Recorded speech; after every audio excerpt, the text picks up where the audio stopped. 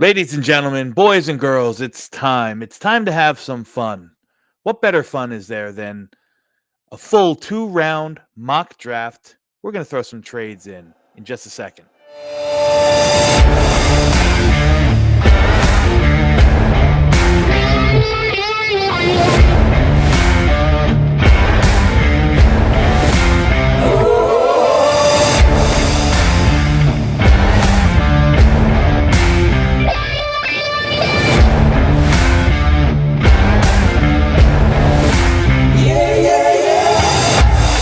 And we're back. Welcome again, ladies and gentlemen, boys and girls. It's your friend Dom C, and here for another episode of the Draft Dodgers. We're going to have a lot of fun today. A full 2 round mock draft, throwing some trades in, getting spicy. But before I do that, let's get the housekeeping out of the way. If you haven't done so, please like, subscribe, hit the bell for notifications on Project Prospect with Dom C. It helps me out a lot, helps the channel grow, helps it get out through the YouTube algorithm and out to the masses so that everyone can enjoy this content. While you're at it, if you like the video, hit the thumbs up, leave a comment. Let's draw up some friendly discourse, what you like, what you don't like, and all that good stuff. But before we get into the draft, I can't do it alone. Let me bring in my co-host, the one and only Mr. Tigo. How are you, Tigo? I'm doing great, man. Yeah. How are you today? Oh, I'm just peachy, man. Can't complain. I'm stoked for this, man. I know it's probably like mock draft version, I don't know, 9 or 10 that we've done, but we keep switching it up and keep changing it up. It's just a good exercise, I think. Again, I'll be the first to admit it. I think mock drafts really are kind of fruitless until free agency happens, but I mean, damn, they're fun. No?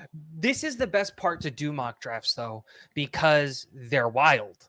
Because, like, we would have this conversation, you and I, a couple years ago, where like the New York Jets would take a tight end at 2 in the second round, and then free agency happened, and like we signed 3 tight ends, and then it's just like, oh well, we start drafting tight ends at that point, and it's just like that's where it gets fun. And I love the fact that we're doing a second round pick, finally showing some love.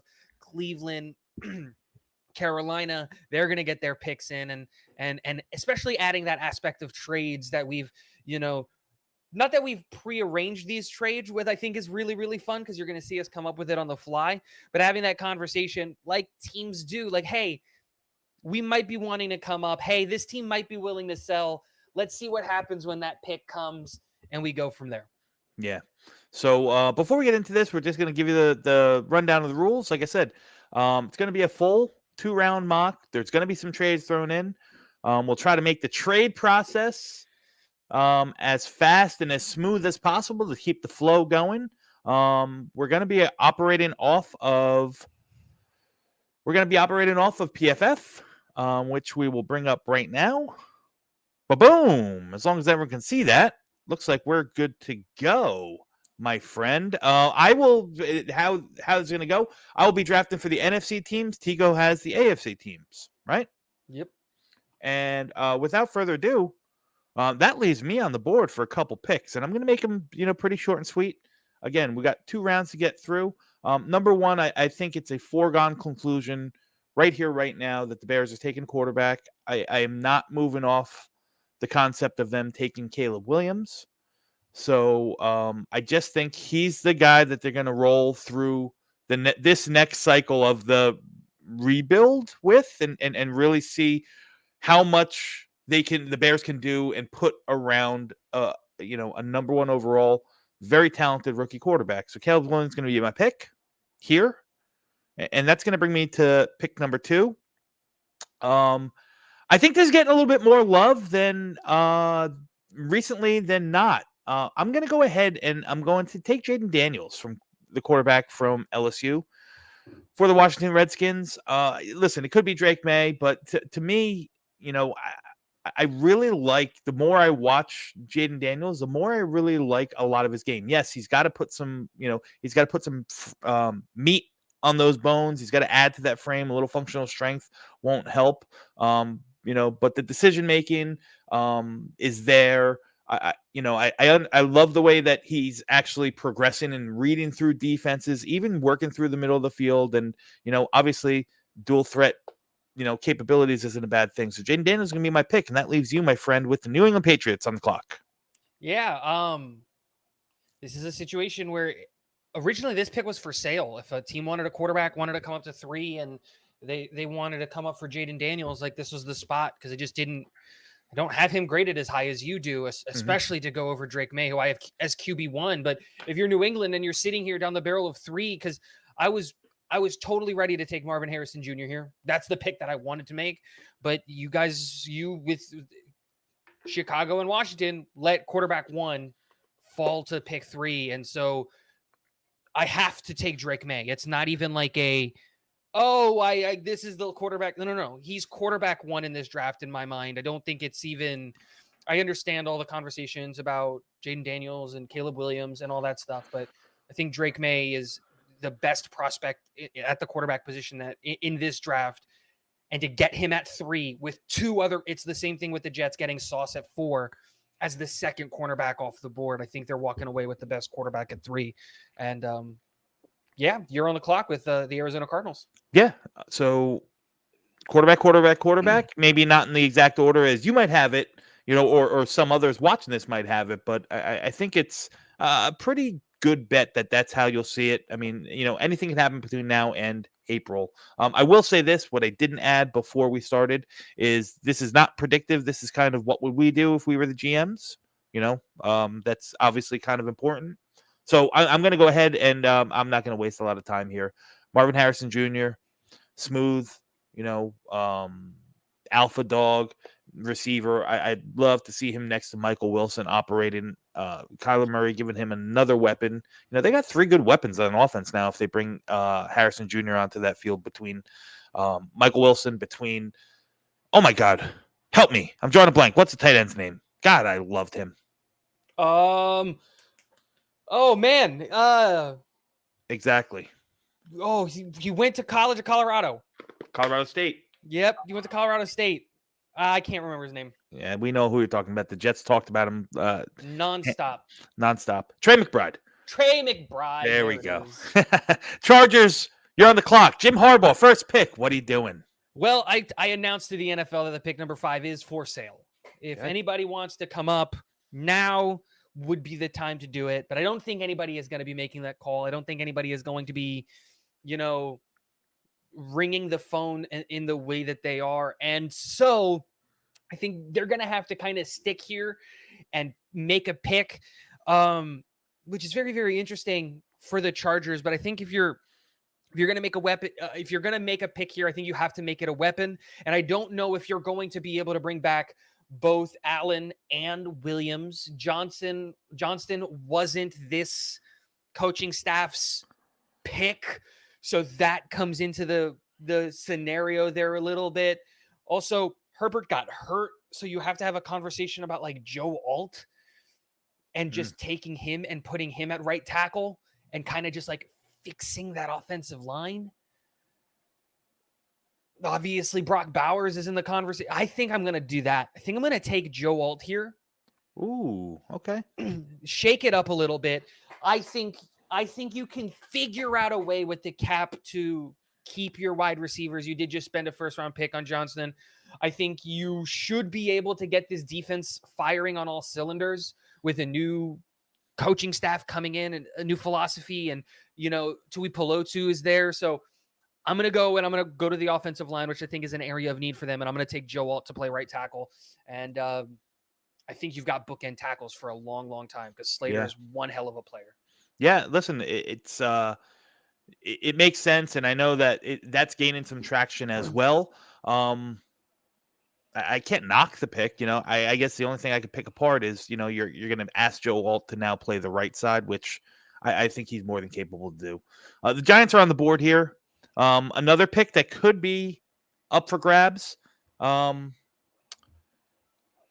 you know what? I'm gonna go ahead and stick and pick because Malik Neighbors to me is as good of an offensive weapon that there has been in the past 3 drafts sans Marvin Harrison Jr. I talked about it with Ryan on the Jets draft show last week. I think if you go back, he would have been the first outside of if Harrison wasn't in this draft, he'd be wide receiver one, clearly. He'd be wide receiver one last draft. He'd probably be wide receiver one the Garrett Wilson year. Yep. And arguably, very close to Jamar Chase in Jamar Chase's year, although I'd probably say Chase, but he's a talent with the ball in his hands. He's shifty, maybe not the top end speed that everyone is expecting, but an absolute weapon at all three levels. Malik Neighbors, welcome to East Rutherford, New Jersey. And Tennessee's on the clock. Tennessee is on the clock, and I know that a lot of people have offensive tackle here, right? And it'd be so easy to go out and get a guy like Olu Fashanu, and that's such a good pick in my book. Like, just truthfully and honestly, I think that's such a good pick. But I feel like the offensive line wasn't the biggest issue there. I think you have Skaronski there. I think you've got a lot of different things, and play calling should theoretically get better and all of that stuff. I really feel that the biggest issue in Tennessee was that the only pass catcher they had was DeAndre Hopkins. And when you look at Brian Callahan coming from the Cincinnati Bengals and his thought process, I can't get this idea out of my head that he's going to want to take a wide receiver. And when you're looking at Rome, who is such a stud, like it's the pick I'm going to make. I'm going to take Rome Odunze here. I love that matchup. I know they took Traylon Burks a couple of years ago and all of that stuff. But again, different staff, different things. And I'm not saying Tennessee's going to do this or that they even should, but they can save a good chunk of change if they did decide to move on from DeAndre Hopkins. Now, they shouldn't, because I think you need to give Will Levis weapons, like well-known commodities. And again, I just think that fixes everything. And while you can move on from Andre Dillard, I think you can figure out something on that left tackle with Petit Frere, Skaronski, Andre Dillard. You can find something to fill in that left tackle, because I think the right side of their offensive line was actually not all that bad. Oh, listen, that'll be a curveball. It makes complete sense. To be honest with you, I think it makes complete sense. And listen, with Callahan there, he could look to kind of emulate what Cincinnati did the year that they took Chase over Penei Sewell, right? And that's kind of where I'm basing that off of. One, I think it's the pick that I would make, because I think you can go fast and hard in free agency with the left tackle here. Yeah. And fix that offensive line, because the only problem that they have is at left tackle, in my opinion, on the offensive line. Yeah. And I'm up with Atlanta, and this is where I'm going to pull off the first trade of the first round.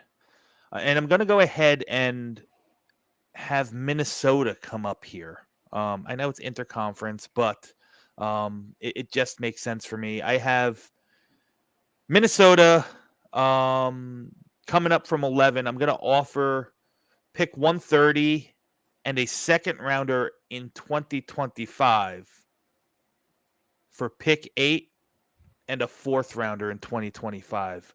I did the value chart. It's definitely skewed in Atlanta's favor. The values, favor Atlanta, but that's the price to pay when you want to come up for a quarterback, and that's exactly what Minnesota's doing. And Minnesota's going to, listen, this is a guy that he's polarizing. I think for me, he's a guy that I want on my team. I want to kind of park his butt on the bench, let him learn let him sit and marinate for a couple years behind a good veteran quarterback. Again, we're not in free agency yet, but I'm going to assume that they're going to either bring back Kirk or bring in one of these veteran quarterbacks to kind of hold the fort for a year or two, while JJ McCarthy from Michigan, sits and learns behind the best of them. JJ McCarthy is a Minnesota Viking. And that passes. Oh, I'm back up on the clock here. Am I? Yep. With Chicago. Let me make that selection here. JJ McCarthy is a Viking, and Chicago's up on the board. Chicago goes a bunch of different ways. Everyone kind of thinks that playmakers on the board for them, but with 3 receivers gone in the first 7 rounds, I'm gonna just flip the switch, and I'm gonna look the opposite way. And I'm going to go ahead and I'm going to bring in defensive end Jared Verse from Florida State. He could play. Listen, he fortifies that defensive line. He can play opposite of, oh my God, who did they just trade for from Washington? Montez Sweat, Yep. and really solidify, give you that those weapons on both sides of the ball coming at you in that Eberflus, 4-man front. Again, he's as stout against the run as possible as there is in this class. I think he's, very, very. I'm not comping him to him, but very similar. To what JJ was coming in. You knew he could play against run, but I think Jared Verse can also get at the passer. It might take him a year, like it did for JJ, to kind of develop, the NFL pass rush skills. But he's a player, man, and yes, he's a little bit older of a prospect, but he's somebody that the Bears. And the Falcons alike were both poking and prodding around last year when they thought they were coming out. So, to me, with the three top weapons off the board, this makes sense to me. And you're on the clock with the Jets. Yeah, and I think that this is one of the picks where I kind of put in there that might be for sale. Mm-hmm. And I think that I'm going to pull the trigger here on a trade.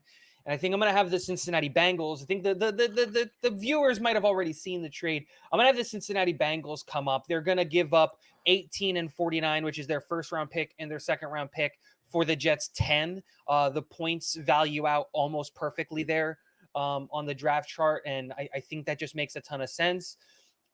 As the Jets, you're staring at the board. Only one offensive tackle has been taken. All of the wide receivers are gone. So you can feel comfortable dropping 8 spots and feel okay enough knowing that you're probably going to get a player that you like at 18 and recovering that so coveted second round pick that they lost for the Aaron Rodgers trade. And Cincinnati is coming up because I think that there is a position that they have been trying to fill for the longest time, and they haven't been able to find an answer in free agency. And when there is a generational player that falls to 10 because of the position that he plays, and he can immediately come in and fill a brand new hole and help in the blocking with Brock Bowers, the tight end out of Georgia, which is going to end up being the pick that I make here, I think it just makes too much sense for the Bengals. You're not going to be able to keep both T. Higgins and Tyler Boyd, so you can fill in that production with a guy like Brock Bowers, who's just an insanely good pass catcher and has good hands with the ball, like in open space, but he can also be in line and help with the blocking if that's something that you need to help support whoever's going to be at right tackle for the Cincinnati Bengals. We know how much they like to give Joe Burrow weapons, and that's exactly what we're going to do. We're going to get him one of the best in this class. Yeah, listen, it makes sense. I love it. I think it's kind of risky business for the Jets to trade back that far, but hey, if you like that next group of tackles all the same, you can, that's something you definitely I definitely could see making sense, and you can, roll with. And that leaves me up on the Falcons, and the Falcons are in prime shape because I think the same person they would have plucked at pick 8 is still sitting here for them. They're going to need to replace Bud Dupree, and they're going to need somebody to play opposite Arnold Ebiketie. Dallas Turner, for me, is a perfect fit. They seem to be forever going after pass rushers, and Dallas Turner's got a little bit twitch. He's got a little bit of bend. Still very physical. I see him in the likes. He's someone that could develop in the likes of Micah Parsons, where you can move him all over the formation, let him rush from wide 9, let him rush standing up, let him rush from the inside if you want. I think he's got the talent and the skill set that the Falcons have been yearning for as long as I can remember. They're always looking for edge rushers. So Dallas Turner's a pick. Yeah, great pickup for them. I have Denver on the clock here. It was one of the teams that I highlighted that might want to come up, but once the draft went 1, 2, 3 quarterback, I think it threw a wrench in their plan because they can't just go all in on a quarterback in the draft. I think they were going to probably have something in free agency solidified there. One of the things that I did highlight though for them, I think offensively, I think they're actually kind of okay. And there isn't a wide receiver that I feel comfortable with here at 12 with the top 3 guys gone. No one in my book, at least, is probably wanting to come up to 12. And so I'm going to just take a position of need. I think they have one of the best corners in the league in Patrick Surtain on one side. Mm-hmm. And I'm going to get a guy that I think I have him as CB1. I know this is where we're going to disagree. I have him as CB1. I think he can play outside. I'm going to take Cooper DeJean here at 12. I think he can play outside. I think he's sticky. I think he's got all the athleticism in the world. And I think that you just, address the defense, build up that team the right way with Sean Payton and everything like that. I don't think the offense is the issue. I think adding defensive talent, which really turned around in the back half of the year, is the name of the game. And you can do that by adding just defensive weapon Cooper DeJean. I'm not even going to give him a position. Yeah, and who knows if Justin Simmons is long for the Broncos anyway. So I think he can probably, he can fluctuate playing inside, playing a post safety, even in the slot sometimes. I mean, DeJean's as flexible and versatile as they come on the defensive side of the ball in this draft class. And you're up with Oakland, but Yep. I'd like to know if this pick possibly is for sale. With what team? Because I don't know if they want to fall that far. I was thinking San Francisco's got a big offer for you if you want to come down to 31. What's the offer? Let me pull it up here.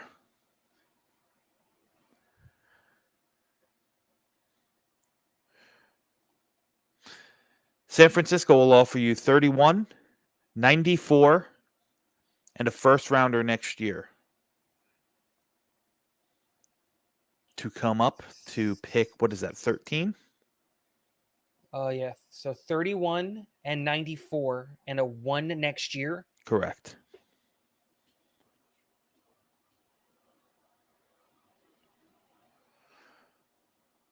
It's a big spot, but, Oakland's got some holes. Maybe 31 is an area where you can pluck your quarterback of the future.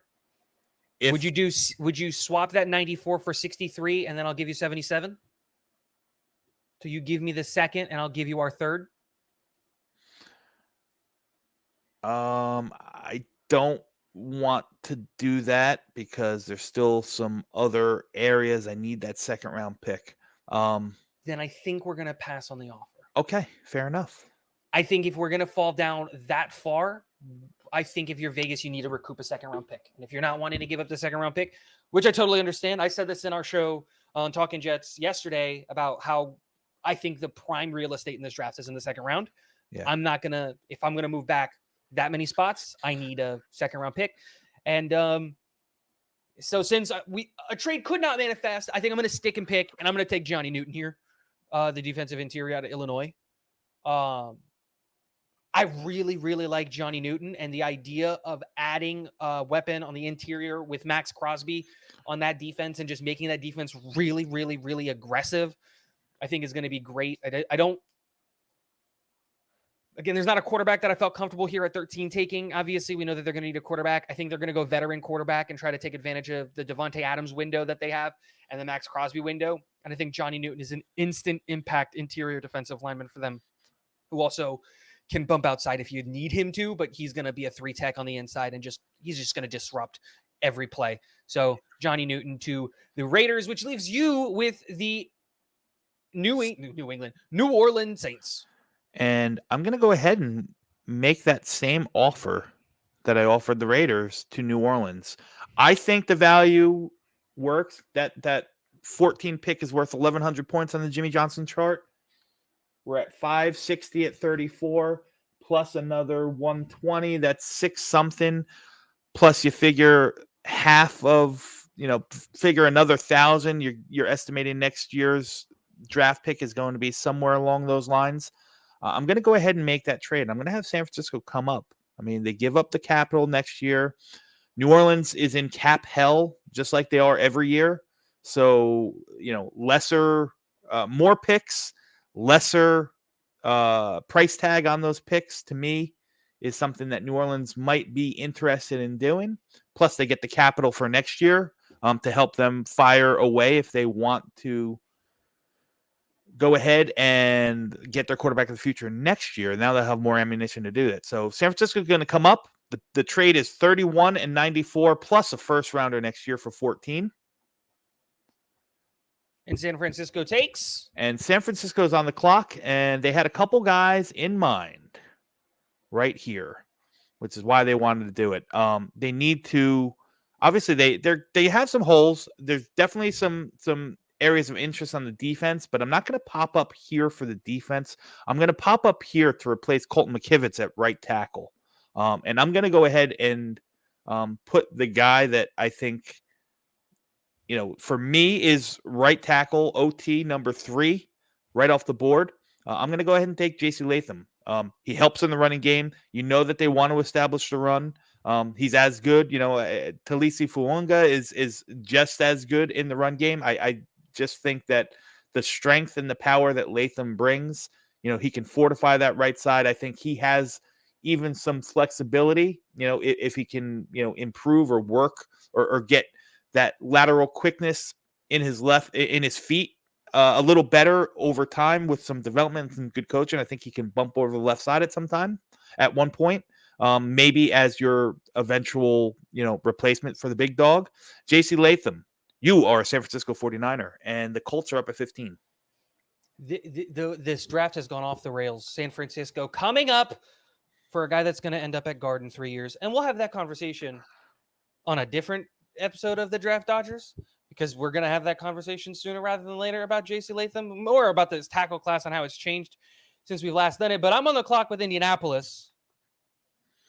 And Indianapolis is an interesting spot because they kind of just need a defensive back is the way that I look at it. Mm-hmm. And I'm going to be real honest here.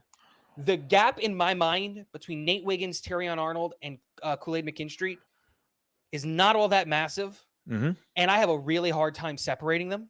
Mm-hmm. I'm going to just shoot big. I think the guy who's got the biggest ceiling out of those three, this is a very boomer bust kind of pick in my eyes, is Terrion Arnold, the cornerback out of Alabama. Mm-hmm. The guy's just an insane athlete, and it's just like one of those things of he's either going to work or he isn't. And I have a hard time thinking that he's not going to work. I think he's just so athletic. So I'm going to make the pick here at 15, and I'm going to take Terrion Arnold, the cornerback out of Alabama. I'm sorry. Every day, my cornerback rankings change every day from 2 to 4. Every day. I have Cooper DeJean as 1, and then 2 to 4, 2 to 5, because Quinion Mitchell has now come into that conversation, changes every day. So we could do this same exact mock draft tomorrow, and that pick will be different because I just love all 4 of those guys. And today's a Terrion Arnold day, so he's going as the second cornerback off the board. Yeah, and listen, I'm with you that I have them all pretty close. I happen to like the athleticism and the the break on the ball that Nate Wiggins gives you. But I seem to be in the minority because everyone that you read, that you listen to, so on and so forth, everyone it leans towards Terrion Arnold being the best corner in this draft, and the ball skills are there. I mean, he is the total package. You really can't go wrong with any of them. So it's exactly, really, and that's the whole thing. They're so close in my eyes that it makes it very difficult. Every draft is going to be different because all of these guys are first rounders, or they should at least be have that conversation about them being in the first round. And I don't think they're all going to go in the first round. So I think someone's going to get a steal in the second round, a la what Pittsburgh did last year with the kid out of Penn State that I forget, Joey Porter Jr. Yep. But you're on the clock with Seattle. I'm on the clock with Seattle. I'm not going to hesitate. To me, this is I would skip this up to the podium. Some people might say it's a little bit high based on the positional value, but I think the kid is that good. Give me Jackson Powers Johnson. Dang it! To play center in Seattle. I know they drafted Oluwatimi last year out of Michigan in the 5th round.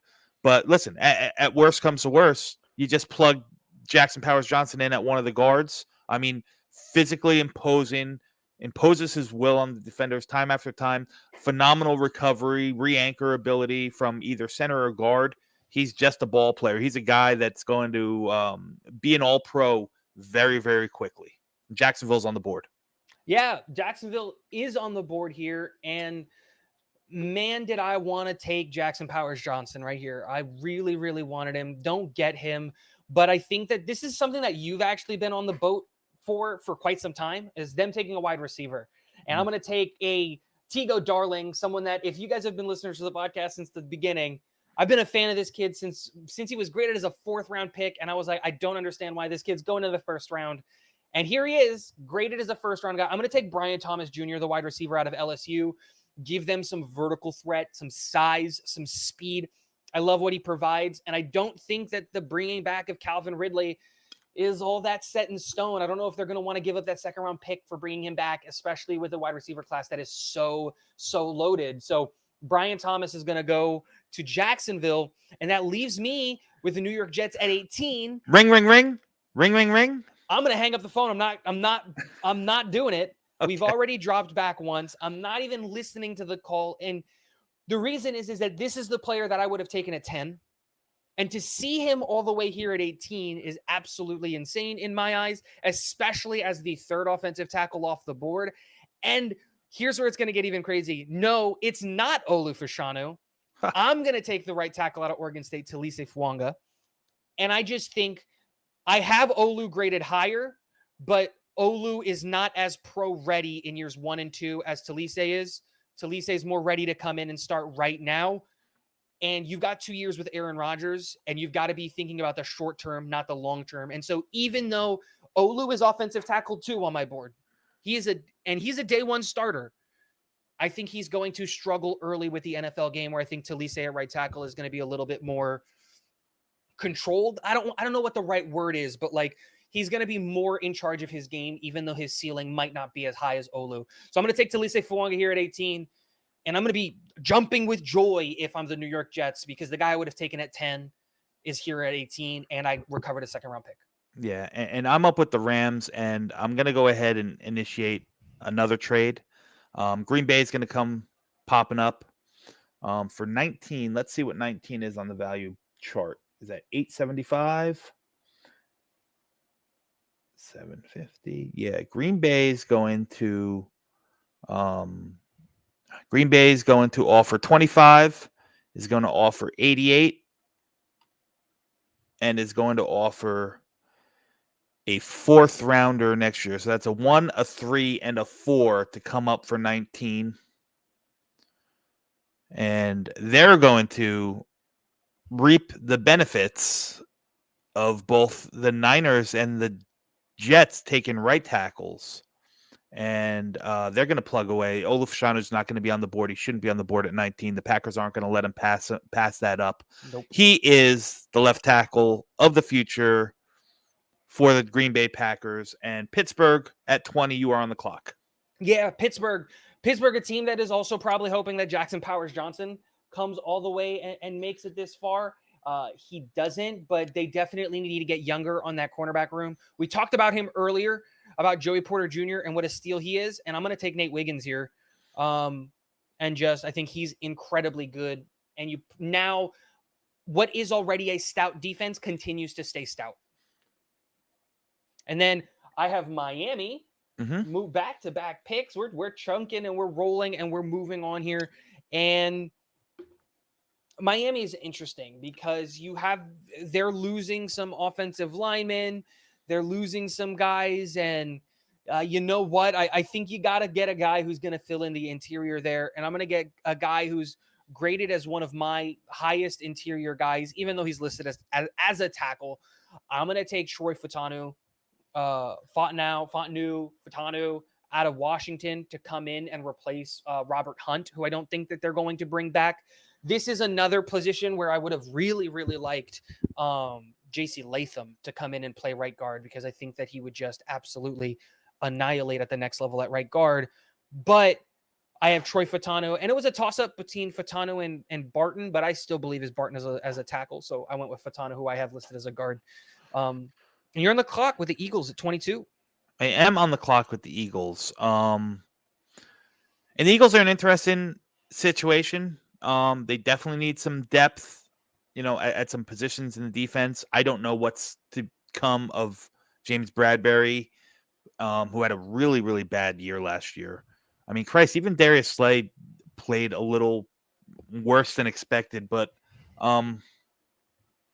I think for me, and following the Howie Roseman model, I think it makes sense to stick to your guns and stick to the trenches. I don't know what's going on with Hassan Reddick. There's been rumors that he is looking to possibly get out of town. Josh Sweat is getting old. Brandon Graham is a free agent, and he is old. So I'm going to go ahead and take Leatu Latu to just man the outside of that defense in Philadelphia. He could probably be a versatile weapon for their new defensive coordinator over there. Whether it's even in, I think he's big enough. I don't think his skill set is perfect for it, but I think he's big enough to to play 5 or 6 eye. You can have him stand up and rush from the outside in certain sets and so on and so forth. I think right now he's probably the best pure pass rusher in this draft class, and the Eagles are synonymous for building through the trenches. Latu Latu, you're an Eagle. And Houston is on the clock. Yeah, and I think Houston is going to make a really. We know obviously that they came in with a new head coach and everything like that, but we kind of, as Jets fans, should be familiar with the philosophy that he's going to instill there, and that's going to be winning through the trenches. And Houston already, when healthy, has one of the better offensive lines in football, in my opinion. And so I'm going to go on the defensive side of the ball, and I'm going to take a guy, another Tigo favorite, spent 15, 20 minutes talking about him and his teammate, but I'm going to take Byron Murphy, the interior defensive lineman out of Texas, and I'm sending him to Houston. They've got really, really good pieces in edge on the edge side of it. Obviously, Will Anderson Jr., I think defensive rookie of the year, right? He won it. He was. Yep. Defensive rookie of the year. I think that they've got enough pieces on the offense. This is a great second round draft for them to get another wide receiver like they found in Tank Dell last year. Just build up that defensive line, win in the trenches, and that's what they're going to do with Byron Murphy. And that's the pick. And that was me on the clock with Dallas, correct? Yes, sir. Dallas is interesting. I think they can go another team that can go a bevy of different directions. They got some free agents that they're going to need to address, but no position on their team has less depth than the tackle position. And for me, I'm going to take a guy who's still a little green, still a little raw, but definitely has the capabilities of developing and becoming a. I wouldn't be surprised if he ultimately became the number one tackle out of this class 5 years from now, and that's Tyler Guyton out of Oklahoma. I think he's, listen, I wouldn't want to plug and play him, to be completely honest, but his athletic profile and just his movement skills are so elite that although some of the technique that he's still learning, he's going to have some speed. He's going to hit some speed bumps and some hiccups along the way. But I think you learn from that. Doesn't matter if you start him on the right side or if he's comes in and wins the job. If they choose not to bring Tyron Smith back, maybe you bring him back for one more year, one more last hurrah, and let Tyler Guyton work. Learn behind one of the best to ever do it. Tyler Guyton, you are a Dallas Cowboy, and that leaves me on the clock with the Rams. I go for a few here. Yes, sir. And no hesitation here. Quinyon Mitchell from Toledo, going to lock up another big time, big riser defensive back. He was just dominant at Toledo, then came to the Senior Bowl and showed how really, really dominant he can be against, the best of the best. Played just owns is truly owns like zone and off coverage. That's what his forte is. But he came down to Mobile and showed that, what, questions about press man need to be put aside. So I think he just steps in right here for Akilah Witherspoon, who's a free agent, and they're happy as a pig in doo doo with Quinyon Mitchell here at 25. Yep, just making sure. And I'm up with Tampa Bay, and I'm going to continue the run on defensive backs here. And I'm going to take Kool-Aid McKinstry. Tampa, again, they're finally out. They can finally breathe, and they're out of the, dead cap hell that Tom Brady put them in. But, listen, you don't know how much left.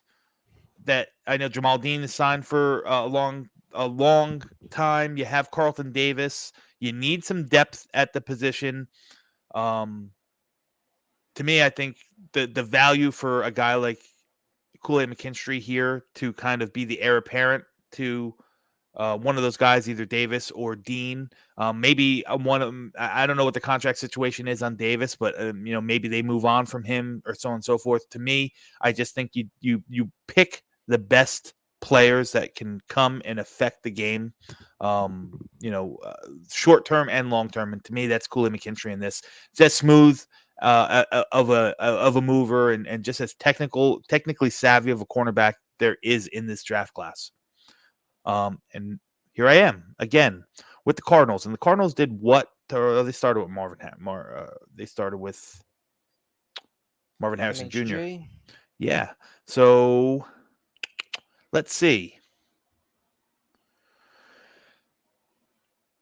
Do I want to go here?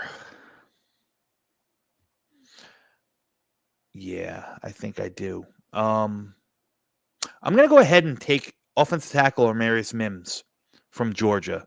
Um, Paired up with Paris Johnson Jr. One of them is going to play left. One of them is going to play right. I think they're both capable of doing both. They both have through the roof athletic profiles. Amarius Mims is, so technically sound with his handwork, with his hand fighting right now, and he's only started 8 games in college. I love the player. And I think the fit is pretty good here as the Cardinals load up on the offensive side of the ball. And finally, you were up with the Buffalo Bills. Yeah, and I think you made the pick very, very easily. I had 2 players on the board for the Buffalo Bills here, and you took the one that I was going to take. So I'll move on to my next player, and that's Troy Franklin, the wide receiver out of Oregon. And I think that when you look at size profile, matches up a little bit with what Gabe Davis provides. I think the skill set's obviously different. And so you just got to bring in weapons for, Josh Allen and I can't remember his first name. Joe Brady, the new offensive coordinator, obviously in Buffalo, who was able to help turn that offense around after Ken Dorsey was let go. And I think it's just load up on the weapons there and then keep an eye on the second round for the tackles and see what you can do if you're Buffalo to possibly get yourself a right tackle. Because I think you got to maybe not even the right tackle. Maybe you start looking at the interior of the offensive line because maybe Connor McGovern ain't it. Yeah. The other Connor McGovern. I think he's pretty good personally, but that's just my opinion. I said maybe. Yeah, I'm up here with Detroit. So I'm between 2 positions, not going to lie. I know this is going to be not a very sexy pick. But I think it's one that I'm going to make and be very, very happy. Looking at Detroit, they have some, they got some holes in a wide receiver, but I think it's probably an area that you can address during free agency, because their number 1 and their number 2 receivers are still there. So I don't know if you have to really spend this high a capital on a third target, maybe even a 4th target if you consider Laporta a viable target, which he showed that he is in the NFL. So I'm going to hold off on the receiver, and I'm going to go ahead and I'm going to address the interior of the offensive line, which is losing possibly. What's the right guard's name? Whatever his name is, Halapatua Vaitai. They're losing Jonah Jackson, possibly Graham Gano. So you're gonna need a guy that has some versatility on the interior of the line. And to me, there's no more versatile player in this class in the interior than Graham Barton from Duke. I think he's a super high floor. I think he's super solid. You can play him left guard, center, right guard, doesn't matter. Graham Barton comes in and solidifies what's already a good line and makes it that much even better. So you are up with Baltimore. Yeah, Baltimore is a team I am honest. Like, what do you get for a team that kind of has everything, kind of figured out? Like, the Flowers pick really, really puts them in a position where they don't need to freak out, And so don't freak out, right? Like that's the whole thing. But if I'm Baltimore here, if I'm at 30, I'm trying to sell this pick. I don't see anybody, at least on the AFC, that's trying to come up to 30 to get that 5th round, that 5th year option. I'll give you. You know what? I'll. Nah. I'm gonna pass. Nope. I'm gonna pass. And I think that if you're going to get a guy with that defense and what they do, I I can't stand to see him not go in the first round because he's one of my favorite players. And I'm going to just take the defensive lineman, Braylon Trice. I'm not going to give him a position because I think he's so versatile. And I think this is one of those picks where you're just like, this is a Philadelphia model, right? It's just picking a year before they need it, right? They don't need the edge right now, but they can go and get the edge right now, have him sit, develop. It's the what they did with Kyle Hamilton, right? They didn't need a safety, but he was the best player on their board. Braylon Trice has been the best player on my board for a little bit now, and I'm just going to make sure that he doesn't slip any farther and he ends up in Baltimore. I think a perfect place for him. Yeah, and that leaves me on the clock here with New Orleans Saints, who traded back in that monster of a deal with San Francisco. Monster. Yeah, and listen, again, another team that can go a bevy of different directions, right?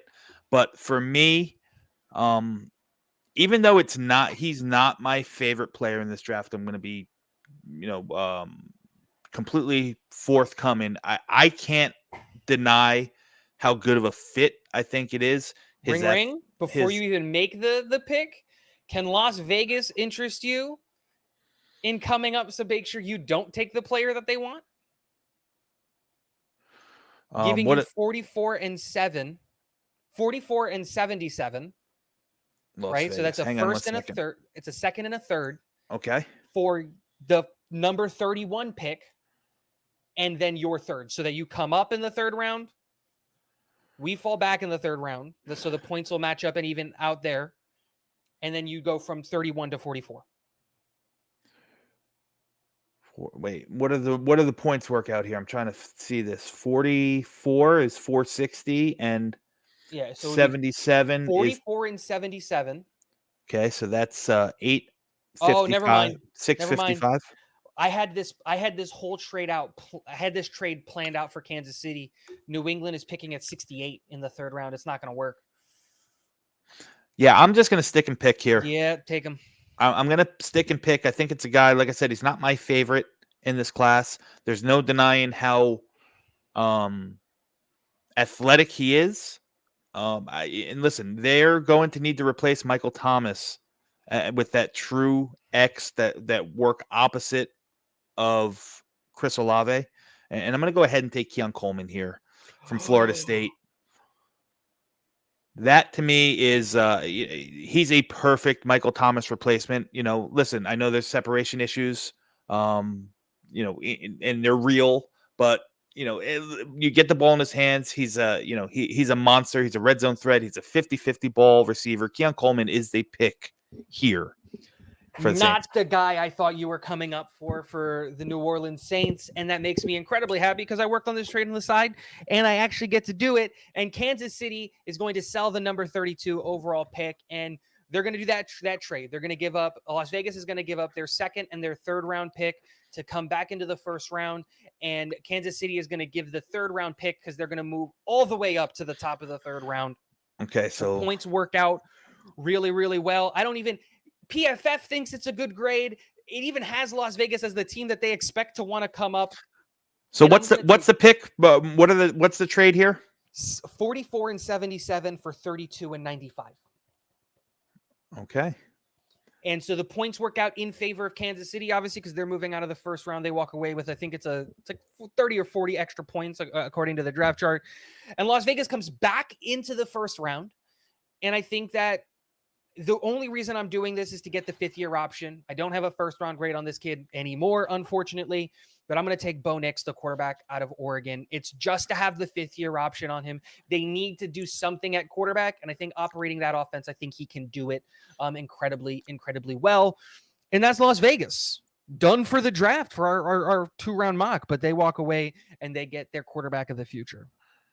Interesting. I like it. So I'm on the board then for Carolina in their first pick, right? Yeah. And listen, Carolina's got holes and needs all over the place. I think that everyone has kind of honed in one area for them, and that's the wide receiver position. Yep. You look at that defense, though.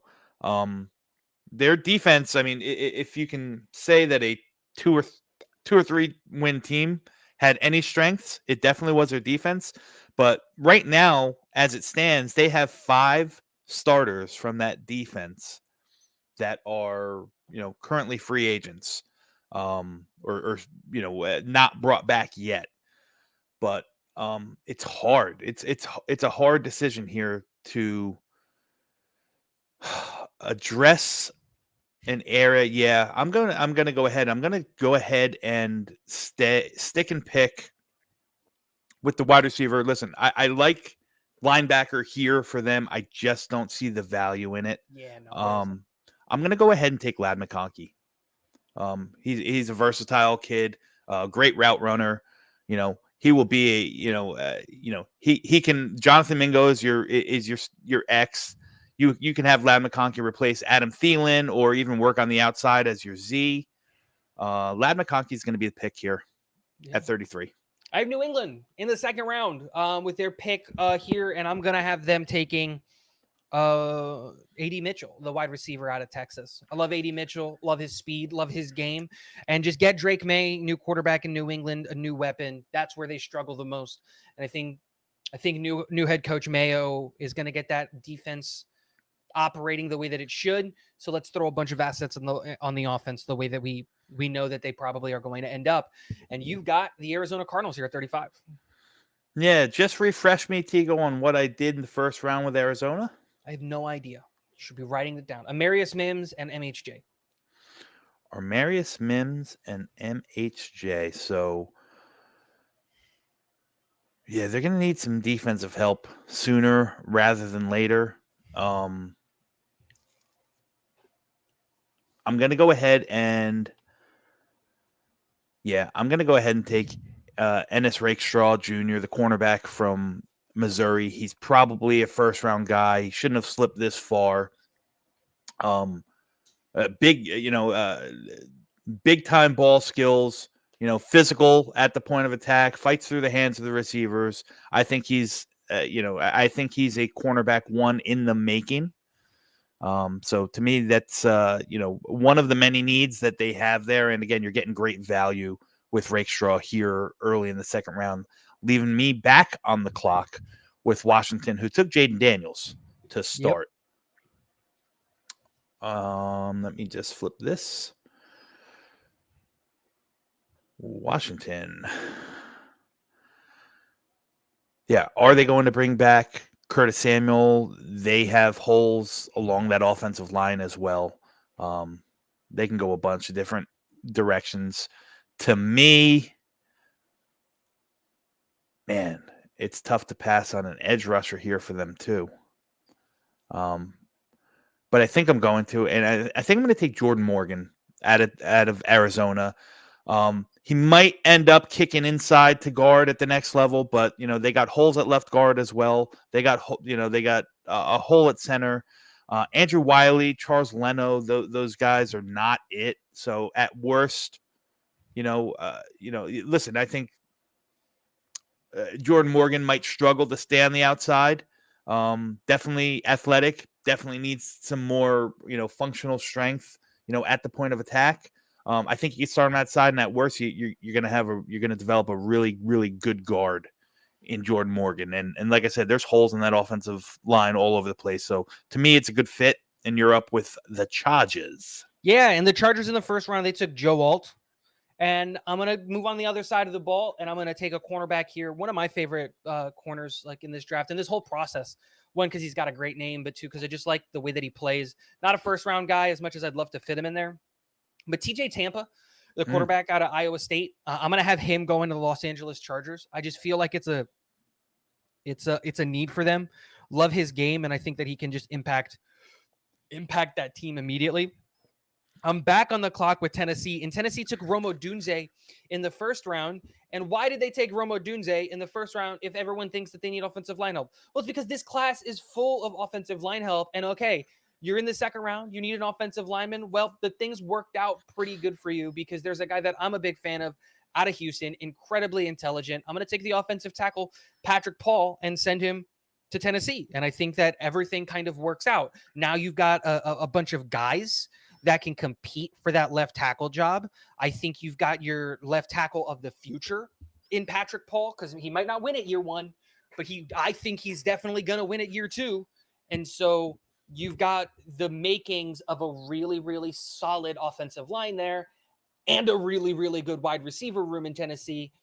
And I think you walked away with one of the better wide receivers. And let's be honest, I think one of the better offensive linemen. I love Patrick Paul. And that puts you on the clock with the New York Giants. Who took Malik Neighbors to start? I'm going to flip to the opposite side of the ball. New defensive coordinator Wink Martindale has left for the college ranks. And they brought in, and I don't remember his name. I know he was the defense coordinator for Tennessee, who, time after time after time has put together very good defenses, a little bit different schematically than his predecessor in Wink. But to me, you still need a guy that can get at the quarterback opposite of your true, your true pass rush threat in Kayvon Thibodeau. And to me, this guy, probably one of the biggest risers out of anybody in this draft class. Wouldn't be surprised if you heard his name called in the end of round one, anywhere from 20 on. And that's Darius Robinson, the edge out of Missouri. Stout against the run, 280 pounds, can still has still enough agility and bend and sheer, speed to power that he can offer something, opposite of Kayvon Thibodeau against the rush, and can set the edge on the other side. So great fit, great player, again, great value. And that leaves me back on the clock. I forgot about Darius Robinson in this edge class, and seeing him here in the second round almost feels like a crime after you, because this class is so loaded, you forget about guys. Yeah, I'm on the clock for a while here. I think I got 5 picks in a row. 2 picks. Four picks. 4 picks in a row. Yeah. Yeah, and Darius Robinson would have been great for the Washington Redskins. I think they're a little bit pissed. Not going to lie. So I'm going to go back to the edge room, and I'm going to take a guy that I thought really, really improved as the season went on. I think he's a guy who kind of stays low in the limelight. Definitely going to address the edge. Definitely stays low in the limelight compared to his teammate. And I'm going to take Adisa Isaac out of Penn State. I think he's got, he's definitely got an NFL body. I think he's a little bit more physical and stout at the point of attack than his college teammate, Chop Robinson.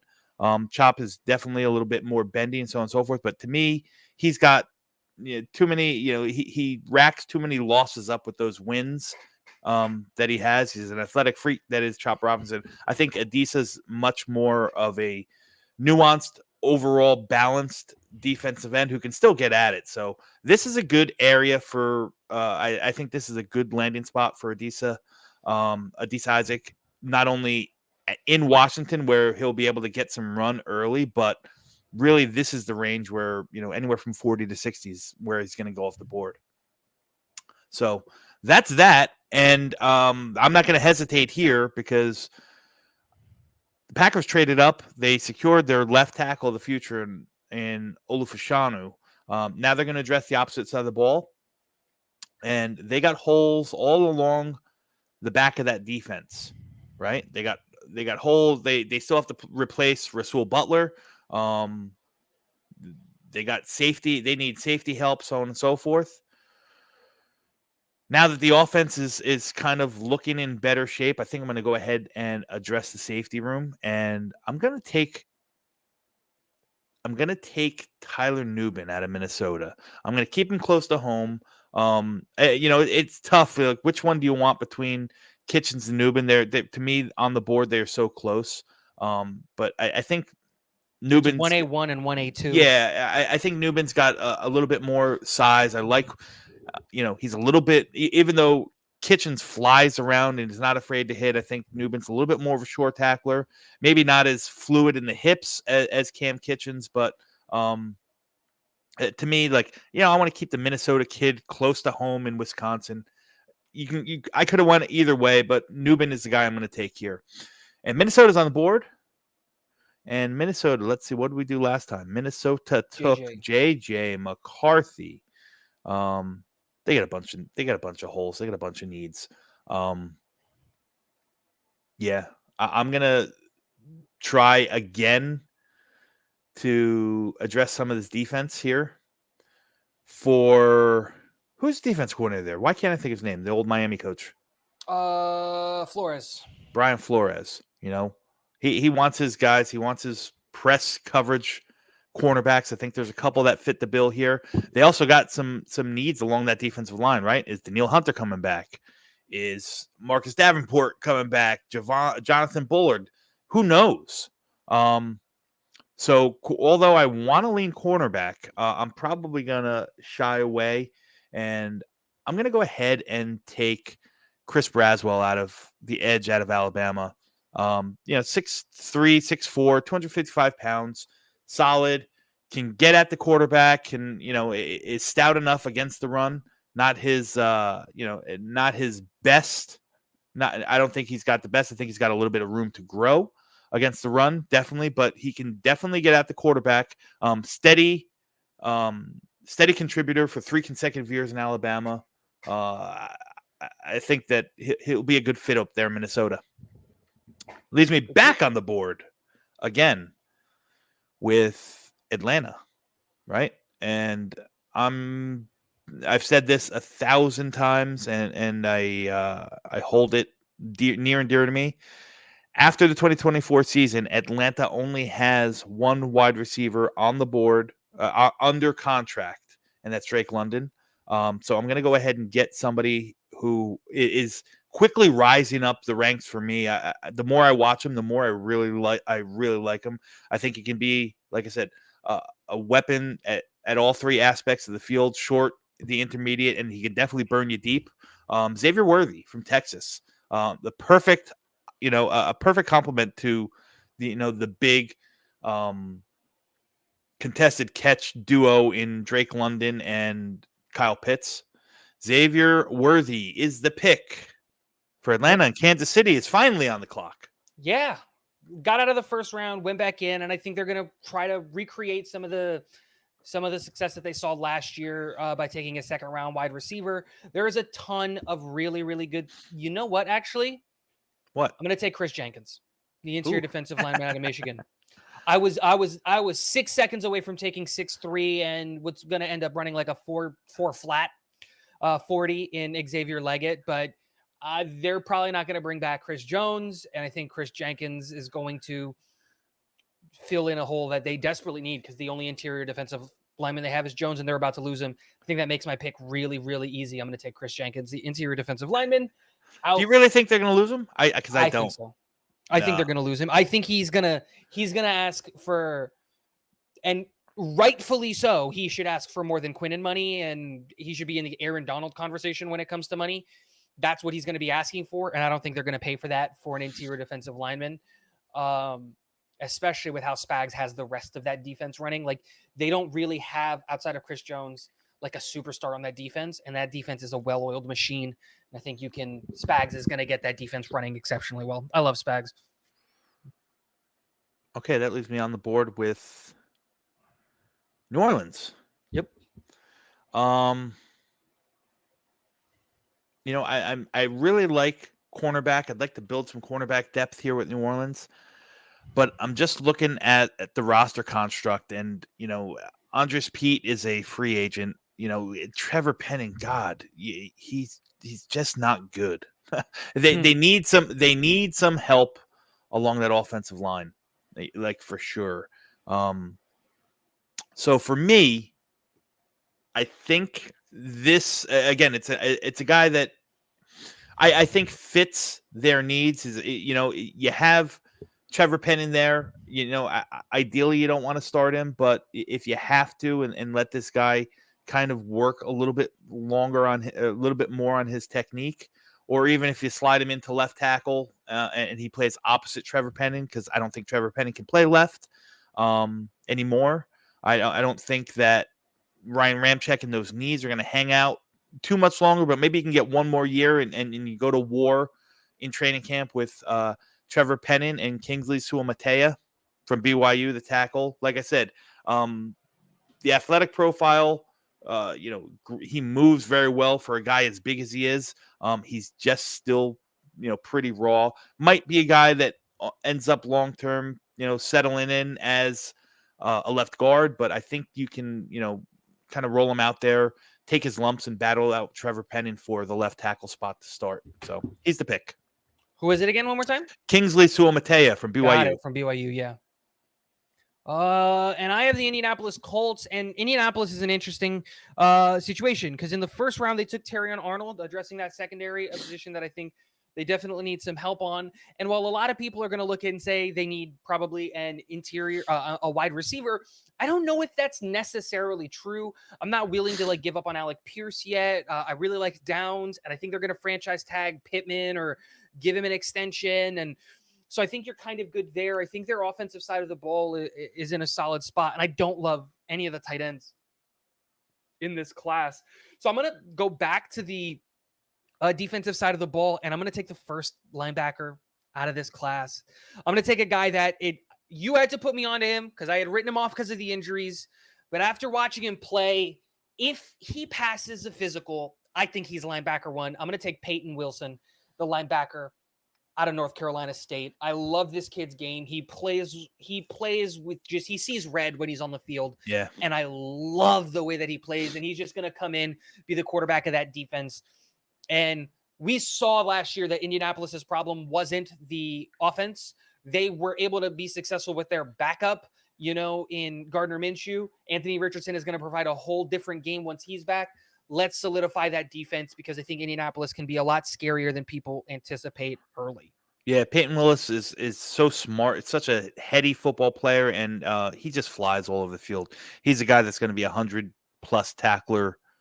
tackle per season guy for many, many years. Like I said, and he'd probably be a first rounder if he didn't have so many medical red flags. But he has stayed healthy the past 2 years, so kudos to him. I love I loved talking to him at Senior Bowl. I loved his attitude, and I love the game even more. And I'm up with the Giants, and this board has fallen perfectly for me. I think I've gotten great value in Neighbors and Darius Robinson for the Giants, and that the value is going to continue right here. I'm not ready. If I'm the Giants, I don't think you can feasibly just throw in the towel on Evan Neal yet. I think you got to give him one more year, get healthy, see if he can work through the stuff that he's had. They changed the offensive line coach. Hopefully that makes a difference. But he does need a running mate next to him. For me, Christian Haynes from UConn is the guy. No brainer. As solid as they come, good anchor, stout against the pass, physical, nasty run blocker. To me, he smells like a New York Giant. It reminds me a lot of their Giants of the early '90s when they took Chris Snee out of Boston College. Similar player, man. I love Christian Haynes, and this board for the Giants couldn't have felt any better. Yeah, and I would say the same thing about Jacksonville here, going in the first round and getting Brian Thomas Jr. and then being able to sit here in the second and get Zach Frazier, the center out of West Virginia. I think just matches up beautifully with how this team is trying to build, especially in the short term. And now we come to the New York Jets here at 49 with the Cincinnati Bengals pick. And I think this is really easy. It's definitely going to be a wide receiver here. And I think a guy that I've fallen in love with, and I just love his size and athletic profile, especially when you partner him with Garrett Wilson and what he brings. I think I'm going to take, just because he is so different from Garrett Wilson, I think I'm going to take Xavier Leggett here, the wide receiver out of South Carolina, 6'3", 200 and something pounds, 225 pounds, just a guy who's going to get bought in the run game and do all that and really just be a force positive on that offense. And he's got some wheels on him too. So you'll love to see that. You're here at 50 with the Philadelphia Eagles. Yeah, let me make the Xavier Leggett pick for you. Boom. And Philly's going to do what Philly does, right? They did in the first round by addressing the defense in front. Here, they're going to do what Howard Roseman also does, and they're going to stay picking guys out of the University of Georgia. Give me Kamari Lassiter. You know, long, athletic. I love the way he, the anticipation he has on the ball, how he breaks. Could use to gain a couple pounds, but he's got some time. Like I said, I think he can come in right away. I think he can come in right away and play, especially if Bradbury gets cut, which he possibly could, and at worst, like he can work inside as your nickel back, and battle for some of those, reps with Keely Ringo and Eli Ricks and the likes of those guys for to replace James Bradbury. So Kamari Lassiter's a pick. And I'm on the board with the Rams, and the Rams traded down last time, and they took Quinyon Mitchell. Okay. Um, yeah, so Quinyon Mitchell was the pick. What to do. Let me see what they're looking like here. I want to address the offensive line. I'm pretty sure I'm going to address the offensive line. Zach Frazier would have been just an outstanding pick here. Rob Havenstein is, he's getting up there in age. I know the left tackle, they had Alaric Jackson and Joe Notebloom. Both of them are just Jags. I think Steve Avila at guard is outstanding, to be honest with you. But I'm going to go ahead and I'm going to plug in Cooper Beebe here. Again, another guy who's versatile, can play, 4 spots on the offensive line. At worst, he's your right guard. He's your Kevin Dotson replacement. Maybe he can even, hop over and play some tackle in a pinch. I think, he played in college. He played left tackle, played right tackle.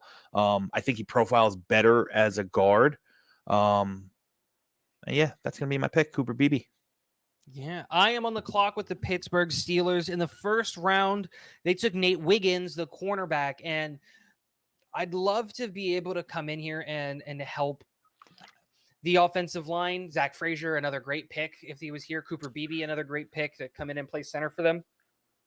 None of that is available, so I'm going to go back to the defensive side of the ball, and I'm going to take Cam Kitchens here. I think that obviously they've got a great safety, one of the best in the game in Minkah Fitzpatrick, but he needs a running mate and possibly the heir apparent in Cam Kitchens. So I'm going to take the safety Cam here for Pittsburgh, and I'm going to be happy and glad with that pick.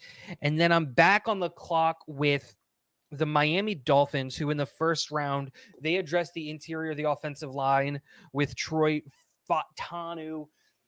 And Miami is, again, it's one of those teams of like, what do you get when a team kind of has everything that they need?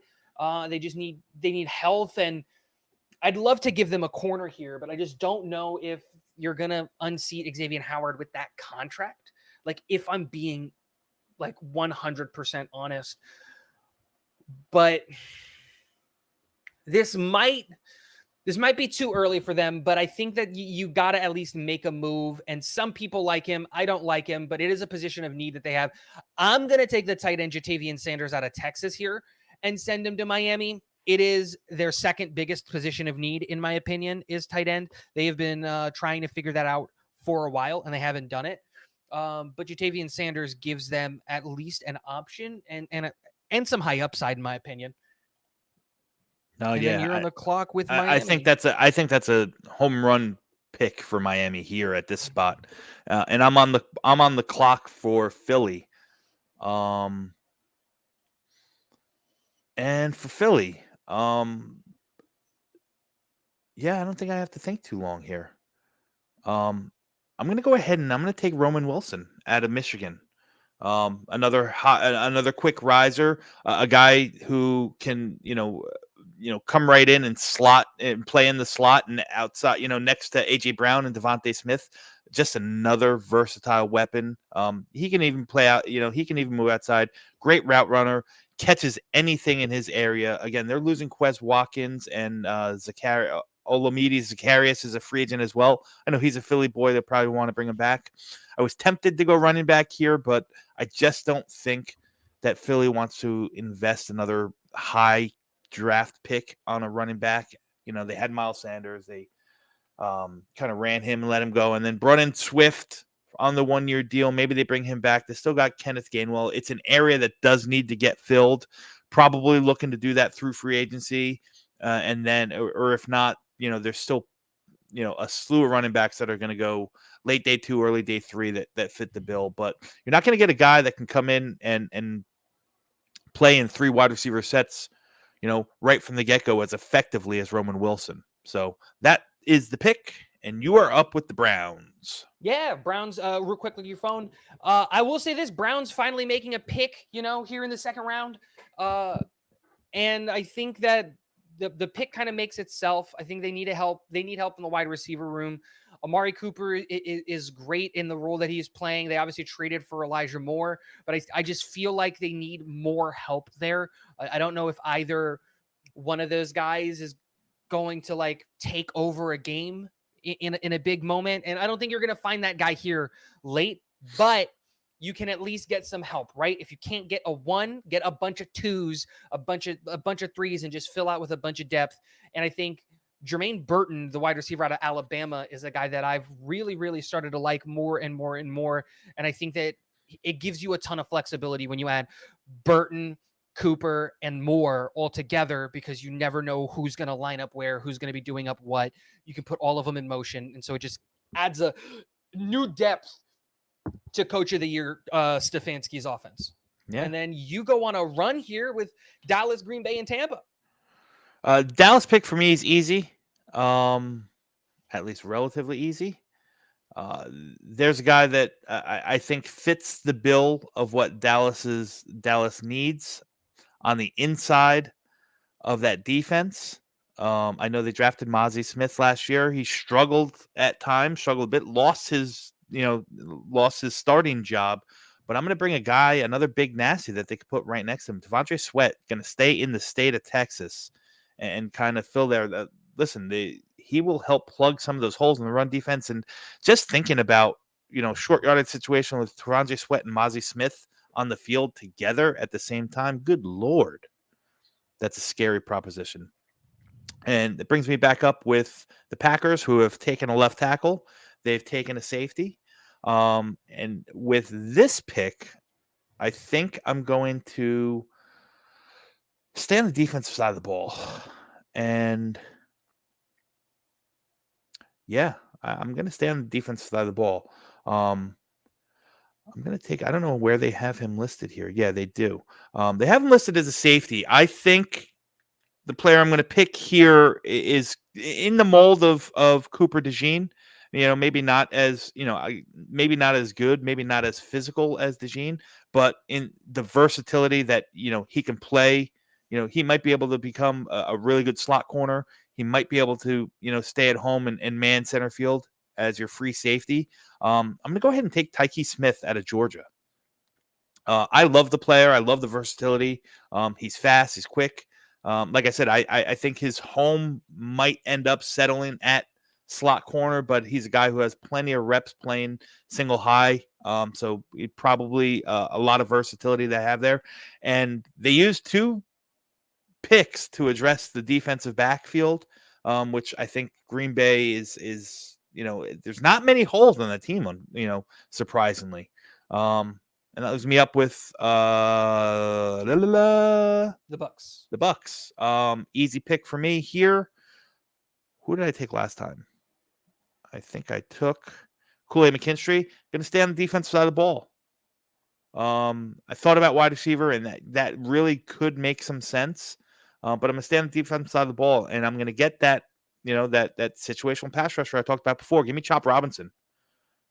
Goes and get it from all over the formation. A guy you want probably more in stand-up situation than with his hand on the dirt, but the bend and the twitchiness is there. He's probably the freakiest athlete in the class. I think he'll fit in just fine. And you're up with Houston. Yeah, Houston took a defensive player in the first round. They took Byron Murphy, and I think I'm going to stick on that defensive side of the ball. I think that we saw that they can score, man. They don't have a problem there. The problem is building up that defense. And D'Amico Ryans, runner-up in Coach of the Year, is going to want to solidify his room, and I think he needs a quarterback there in that in that linebacker room. And I can't really separate Edrin Cooper and Jeremiah Trotter all that much when it comes to all that stuff.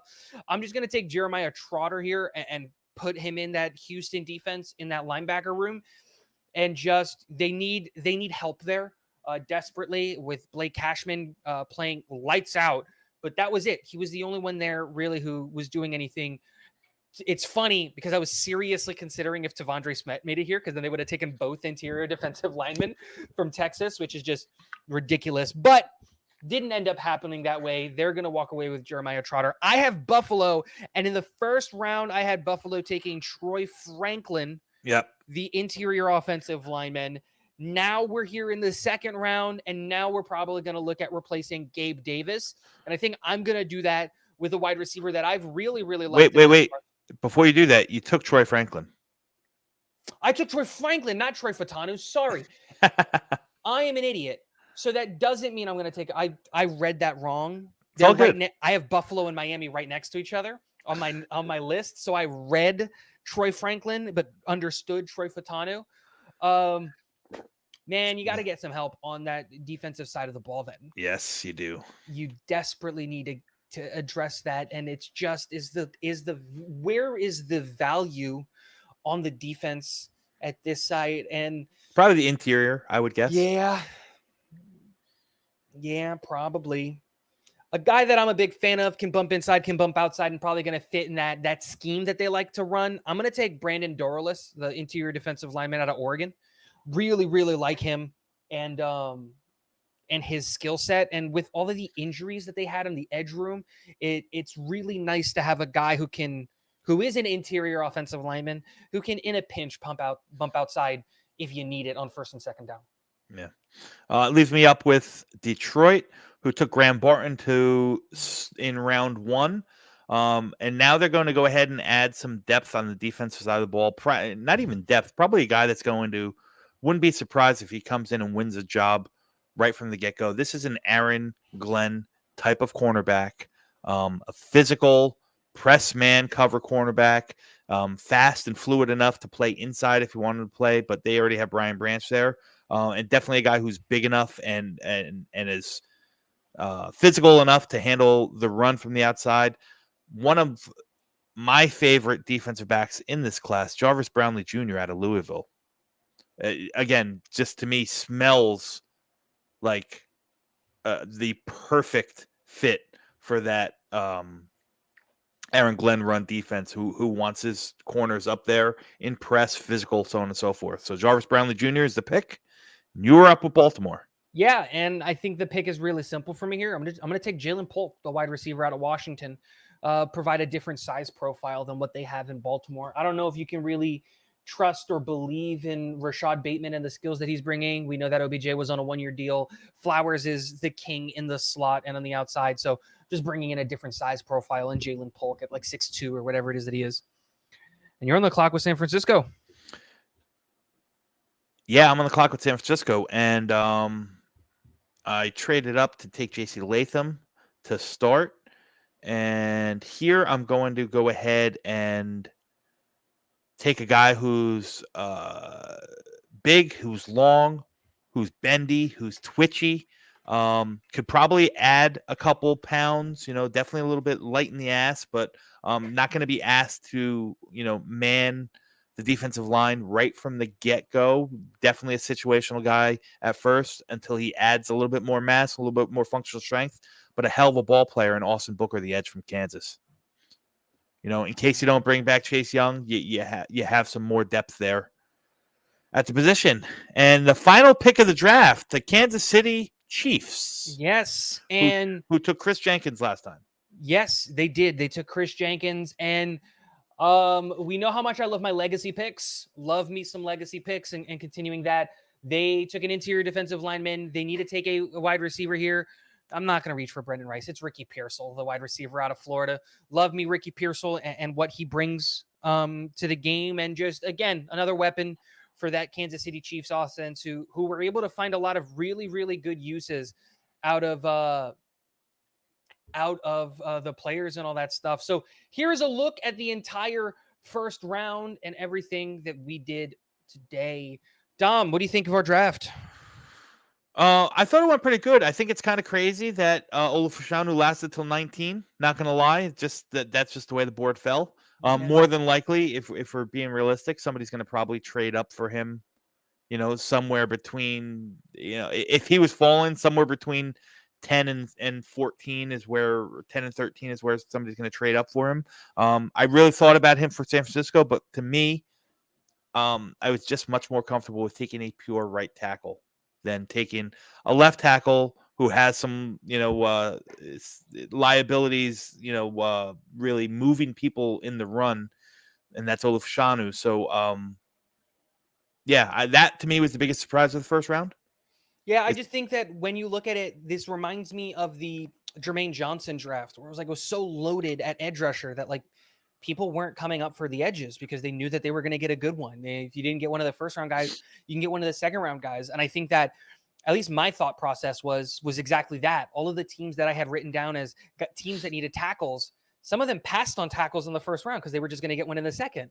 They felt comfortable doing that, and we saw that work out for a couple of teams. In Tennessee, took a wide receiver at 7, but got Patrick Paul in the second round. And that's why I think this mock draft is going to be really, really interesting. I think the biggest surprise for me was just how light the first round was, in my opinion, on defensive players.